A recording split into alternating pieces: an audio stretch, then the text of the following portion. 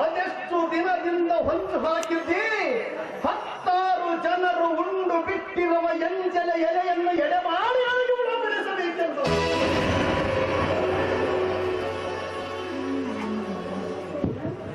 ಹೀಗೆ ಮಾತಾಡ್ತಿದ್ರೆ ಇನ್ನೂ ಅರ್ಥವಾಗಲಿಲ್ಲವೇ ಲತಾ?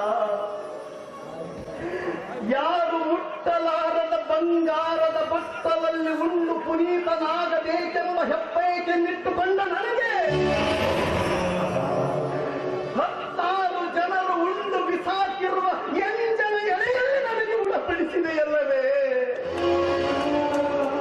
ಪವಿತ್ರವಾದ ಮಧುರ ಪ್ರೇಮದ ಹೂಮಾಲೆಯನ್ನು ಧರಿಸಿಕೊಳ್ಳಬೇಕಾದ ನನ್ನ ಕೊರಳಿಗೆ ಚೂಪಾದ ಹೂವಿನ ಮಾಲೆಯನ್ನು ಹೆಣೆದು ಅದನ್ನು ಶೀಲ ಎತ್ತ ಹೆಣ್ಣಿನ ಕೈಗೆ ಕೊಟ್ಟು ಸುಂದರವಾದ ಹಂದರವನ್ನು ಹಾಕಿಸಿ ಮಂಗಳ ವಾದ್ಯವನ್ನು ಮೊಳಗಿಸಿ ಆ ಶೀಲ ಎತ್ತ ಹೆಣ್ಣಿನಿಂದ ನನ್ನ ಕೊರಳಿಗೆ ಹಾಕಿಸಿ ಜೀವನದುದ್ದಕ್ಕೂ ನನ್ನನ್ನು ನೋವನ್ನು ಅನುಭವಿಸುವಂತೆ ಮಾಡಿ ನಿನ್ನ ಸೇಡು ತೀರಿಸಿಕೊಂಡೆಯಲ್ಲ.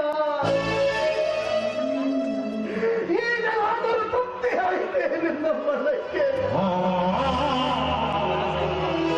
ಈಗಲೂ ತೃಪ್ತಿಯಾಗದಿದ್ದರೆ ಕೈಯಾರು ಒಂದು ತಟ್ಟು ವಿಷ ಕೊಟ್ಟು ಬಿಡು. ಸತ್ತನೆ ಕುಡಿದು ಈ ಭೂಮಿಯವರನ್ನು ಹರಿದುಕೊಂಡು ಬಿಡುತ್ತೇನೆ.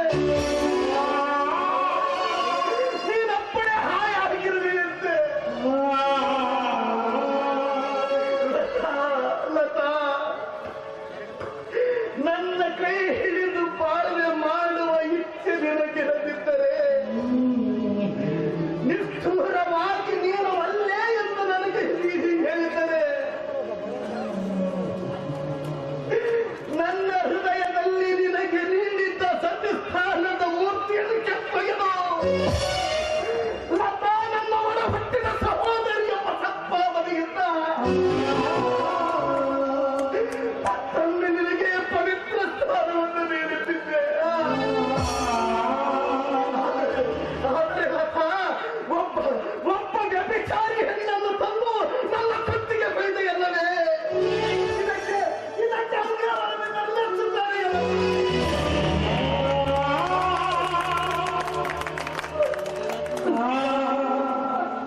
ಅಂದ್ರೆ ಆಶಾ, ಅದೇ ಆಶಾ, ನಿನ್ನ ಪ್ರೀತಿಯ ಗೆಳತಿ ಆಶಾ ನನ್ನ ಜೀವನವನ್ನು ಬಲಿ ತೆಗೆದುಕೊಂಡು ನನ್ನ ಮನೆಯ ಮೇನೇಕರ್ನೊಂದಿಗೆ ಸರಸ ಸಲ್ಲಾಪ ಮಾಡಿದ ಆಶಾ ಈಗ ಮಾತ್ರ ಅರ್ಥವಾಗಿದೆ.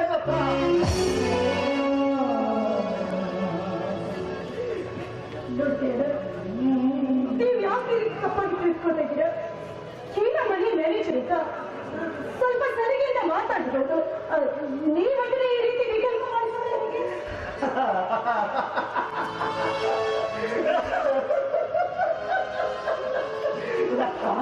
ಲತಾ, ನೀನು ಆಡುವ ಮಾತುಗಳು ಹೇಗಿವೆ ಗೊತ್ತೇ?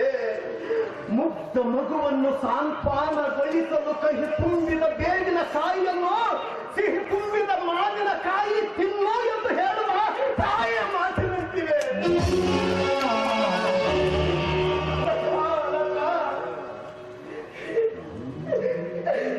ಈ ನನ್ನ ಪವಿತ್ರವಾದ ಕರಗಳಿಂದ ಒಬ್ಬ ಸೂಳಿಗೆ ತಾಳಿ ಕಟ್ಟಿಸಿದೆಯಲ್ಲ. ಈ ನಿನ್ನ ಚಾಣಾಕ್ಷ ಪರದೊಂದಿಗೆ ನಾನು ನಿನ್ನ ಎಷ್ಟೊಂದು ಕೊಂಡಾಡಬೇಕು ತಿಳಿಯದಾಗಿದೆ. ಏನಂತ ಮಾತಾಡ್ತಿದ್ದರು? ಪ್ರತ್ಯಕ್ಷವಾಗಿ ಕಂಡೆ ಒಬ್ರು ನೀನು ಆ ರೀತಿ ಅಪವಾದವನ್ನ ಯಾವುದೇ ಕಾರಣಕ್ಕೆ ಹೊರಸಬಾರದು. ಅಂದರೆ ಆಶಾರ ಬಗ್ಗೆ ನೀವು ಇಷ್ಟೆಲ್ಲ ಮಾತಾಡ್ತಿದ್ದೀರ. ಅವಳ ನೀಚುರುತ್ತೆನ ನೀವೇನಾದ್ರೂ ಲತಾ, ಅವರಿಬ್ಬರು ಪ್ರಣಯದಾಟವನ್ನು ಕಣ್ಣಾರೆ ಮೊದಲು ಕಂಡವಳು ನೀನು. ನನ್ನನ್ನು ಕೇಳಿದೆ ಎಂದರೆ ನಾನು ನಿನಗೆ ಏನು ಹೇಳಲಿ?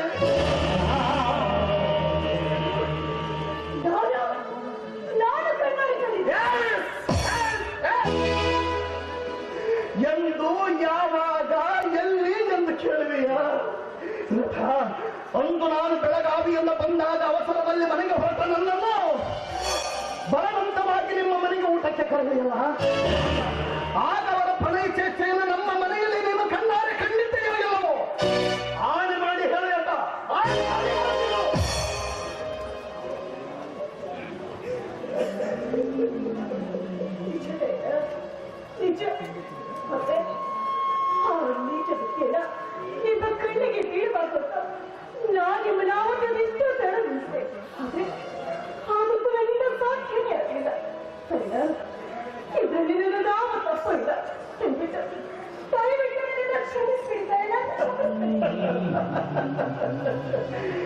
ನಿನ್ನನ್ನು ಕ್ಷಮಿಸಲು ನಾನ್ಯಾರು?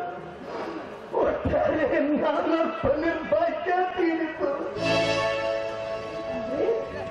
ಈಗ ಆಶಾ ನಿನ್ನ ಆಶಾ ಎಲ್ಲಿ ಯಾವನ ಜೊತೆ ಇರಬೇಕೋ ಅಲ್ಲಿದ್ದಾಳೆ.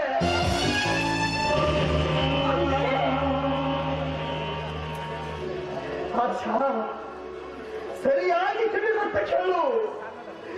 ಕೆಮ್ಮು ಕಳವು ಹಾದರ ತಿಳಿಯಿತೆ.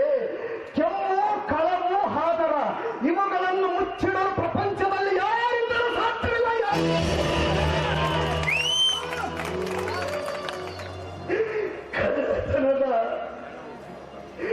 ಕಳ್ಳತನದ ಕಾಮಿಗಳನ್ನು ಕಣ್ಣಾದ ಕಂಡ ನಾನು ಅವರ ಪಾಲಿಗೆ ಕಾಲ ಸರ್ಪನಾಗದೆ 10 ಲಕ್ಷದ ಚಕ್ಕನ್ನಿತ್ತು ಒಬ್ಬರಿಗೊಬ್ಬರಿಗೆ ಕೈ ಹಿಡಿಸಿ ಅವರನ್ನು ಕೈರಾಗಲಿ.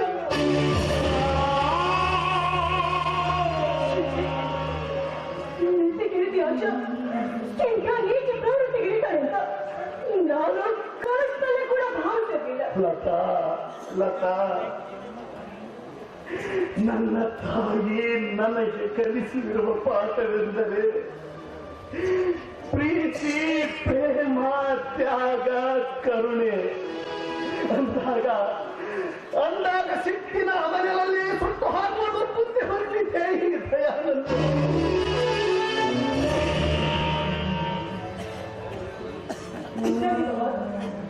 ಅವರಂತ ನೀಚ ಕೆಲಸ ಮಾಡ್ತಾರೆ ಅಂತ ನಾನು ಕನಸಲ್ಲಿ ಕೂಡ ಭಾವಿಸಿರಲಿಲ್ಲ. ಭಾವನೆಯೇನೋ ಪಾವನವಾಗಿಯೇ ಇರುತ್ತದೆ. ಆದರೆ ಕೆಟ್ಟ ಕಳಸಕ್ಕೆ ಕೈ ಹಾಕುವ ಮುಂಚೆ ಸ್ವಲ್ಪ ಯೋಚಿಸಿ ಇಡಬೇಕಾಗಿತ್ತು. ಏನ್ ಹೇಳ್ತಾ ಇದ್ದೀರಿ? ಅಂದ್ರೆ ನೀವು ಹೇಳೋ ಮಾತನಾಡ್ತಾ ನಾನು ಉದ್ದೇಶಪೂರ್ವಕವಾಗಿ ಈ ಕೆಲಸ ಮಾಡಿ ನಿಮ್ಮ ಕಾಲ ಮೇಲೆ ಕಲ್ಲು ಹಾಕಿದ್ದೀನಿ ಅಂತ ಹೇಳ್ತಾ ಇದ್ದೀರಾ? ಅದನ್ನು ನಾನೇಕೆ ಹೇಳಲಿ? ಇನ್ನೊಬ್ಬರಿಗೆ ನಾನೇಕೆ ಅಪವಾದ ಕೊಡಲಿ? ಒಟ್ಟಾರೆ ನಾನೊಬ್ಬ ನಿರ್ಭಾಗ್ಯ. ಇನ್ನು ಮುಂದೆ ತಮ್ಮ ಜೀವನ ಸಂಗಾತಿ ಪುರಾದೇವಿ ನನ್ನ ಜೀವನದಲ್ಲಿ ನಡೆದಿರುವ ಕಹಿ ಘಟನೆಯನ್ನೆಲ್ಲ ಮರೆತು ಈ ಭೂಮಿಯ ಮೇಲೆ ನಾನು ಕೆಲವು ದಿನಗಳಾದರೆ ಬದುಕಬೇಕಾದರೆ ನನ್ನ ಕುಳಿತಿರುವುದು ಅದೊಂದೇ. ನೀವು ಮೌಲ್ಯವಾದವು ದಯವಿಟ್ಟು ಸುರಾದೇವಿಗೆ ಮಾರುಪಡಿ. ನನ್ನ ಮಾತಿಗೆ ಲತಾ, ಕುಡಿದು ಉನ್ಮತ್ತನಾಗಿ ಪರರ ಪ್ರಾಣವನ್ನು ಹೀರಿ ಹರಣ ಮಾಡಿದರೆ ಅವನು ದಾನವನ್ನಾಗುತ್ತಾನೆ. ಪರ ಹೆಂಗಳೆಯರ ಮಾನ ಹರಣ ಮಾಡಿದರೆ ಅವನು ಮಂದಮತಿಯಾಗುತ್ತಾನೆ. ಕುಡಿದು ಬೀದಿಯಲ್ಲಿ ಬಿದ್ದರೆ ಅವನು ಥರದಾಸ್ಪುರುಕನಾಗುತ್ತಾನೆ. ಆದರೆ ನಾನು ಅಂತಹ ರೀತಿಯ ಕುಡುಕನಾಗುವುದಿಲ್ಲ. ಕುಡಿತದಲ್ಲಿ 3 ವಿಧದ ಕುಡುಕರು. ಚಿಂತೆಗಾಗಿ ಕುಡಿಯುವರು, ಧೈರ್ಯಕ್ಕಾಗಿ ಕುಡಿಯುವವರು, ಚಟಕ್ಕಾಗಿ ಕುಡಿಯುವರು. ಮತ್ತೆ ತಾವು ಚಿಂತೆಗಾಗಿ, ಮರದ ಮೇಲಾದ ಗಾಯವನ್ನು ಮರೆಯುವುದಕ್ಕಾಗಿ. ಲತಾ, ಈಗ ನೀವು ನೊಡನೆ ಮಾತನಾಡುವಷ್ಟು ಸಂಯಮವೂ ಕೂಡ ನನ್ನಲ್ಲಿ ಉಳಿದಿಲ್ಲ. ನಾನು ಬರ್ತೀನಿ.